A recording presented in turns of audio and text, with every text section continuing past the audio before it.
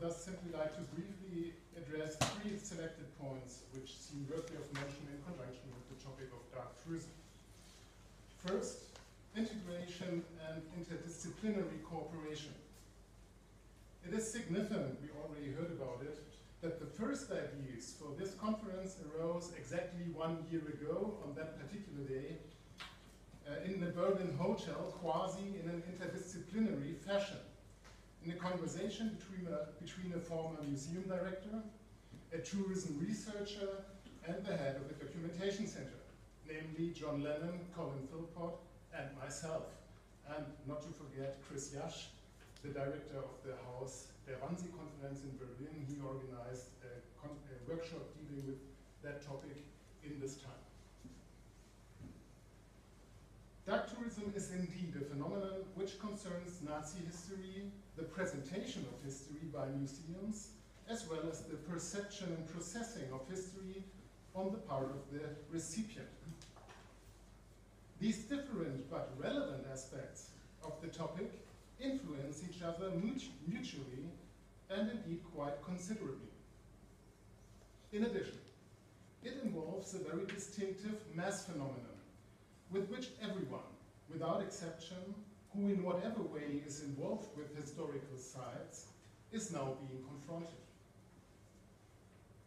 All the more astonishing is that, at least in my perception, and let's say in Germany, the object under investigation, dark tourism, has been studied up until now almost exclusively in an interdisciplinary fashion. Often, however, it was also disregarded completely. Let me explain this using a quick example. In 2015, the manual entitled Educational Guidelines for Presenting Memorial Sites was published in Germany. It grapples with the most recent status of mediation endeavors at historical sites dealing with Nazi history. It is without doubt one of the most recent standard publications in this area. Yet, in the manual, no mention whatever is made of tourists, even though tourist groups and individuals often make up 70 to 80% of the total visitors to German memorial sites and documentation centers. In other words, missing as before is the willingness of many historical sites to integrate tourism as a central aspect into their own work and to analyze it in an interdisciplinary fashion. That is probably a result of the different reasonings with which these historical sites function, and which Frank has already suggested. They call themselves learning sites, but at the same time, they are hotspots of mass consumption by tourists.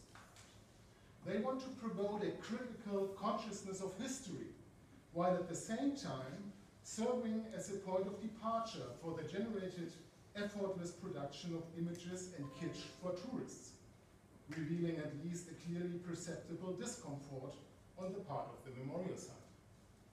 In short, the strongly charged ethic-moral topic of learning from Nazi history appears to be difficult to reconcile with touristic forms of acquiring history.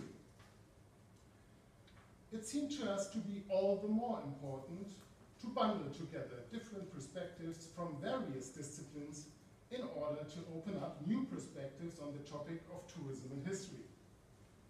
The fact that museum curators, educators, tourism researchers, sociologists, and historians have submitted highly interesting papers is something we would like to cordially thank them for at this point. As a result, it will be possible for us in the next few days to address topics such as social norms and ethnic behavior, new communication technologies, or commercialization from various perspectives. And I'm quite eager to see whether our interdisciplinary approach here will create the interesting links I'm hoping for. The second point is closely connected with this and can be entitled Tourists as Producers of History. Above all, For historical scholarship, it is necessary to take into greater consideration histories and images evoked by tourism in one's own studies. Not only is the imparting of history effective, even in the extremely comprehensive literature on remembering or the collective memory of National Socialism, it is a fact that tourists play almost no role, regardless of the doubtlessly highly potent publications and imaginations which are allegedly geared to touristic needs. Hence, I'm happy that we can discuss the impacts and perceptions, as well as the comparative perspectives and conflicting memories. Perhaps an impulse to more strongly integrate Nazi history as told by tourists into historical scholarship. This brings me to my third and final point. In the next few days, we will be trying to possibly create more precise terms and definitions. In the many attempts at definition of tourism put forward by researchers, reference is made in diverse forms to the potential attraction of death and suffering. The term dark tourism, in my opinion, still most concisely encapsulates this. In regard to the history of the National Socialist regime, the use of such terminology manifests itself above all when dealing with sites of mass killing. However, can this term also describe the millions of tourists who, since the turn of the millennium, that is after the publication of the first edition by Lennon and Foley, have year after year visited the numerous Nazi sites which were not or not primarily sites of mass murder? For instance, the Nazi party rally grounds in Nuremberg, the Königsplatz in Munich, Obersalzberg, or the topography of terror in Berlin. How dark, in fact, is the motivation of these visitors? Sometimes the feeling creeps over me that it is in particular attributes such as dark, or the emphasis on the attraction of death and disaster, that evokes defensive attitudes on the part of the memorial site educators. The educators are, as a rule, not conscious of the much thought over and many differentiated attempts at definitions on the part of tourism research. And perhaps for that reason also, the used terms put obstacles in the way of interdisciplinary cooperation and contribute to the simplification of a complex spectrum of different motivations and offerings. The diversity of today's European memorial landscape can be presented to you by hardly anyone better than Colin Philpott.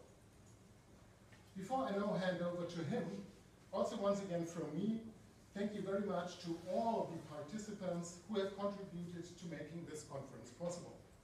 My special thanks go to the University of Glasgow, of course, and John Lennon. Through his work, Glasgow has now become, in a manner of speaking, one of the mother institutions of dark tourism research. Colin, over to you.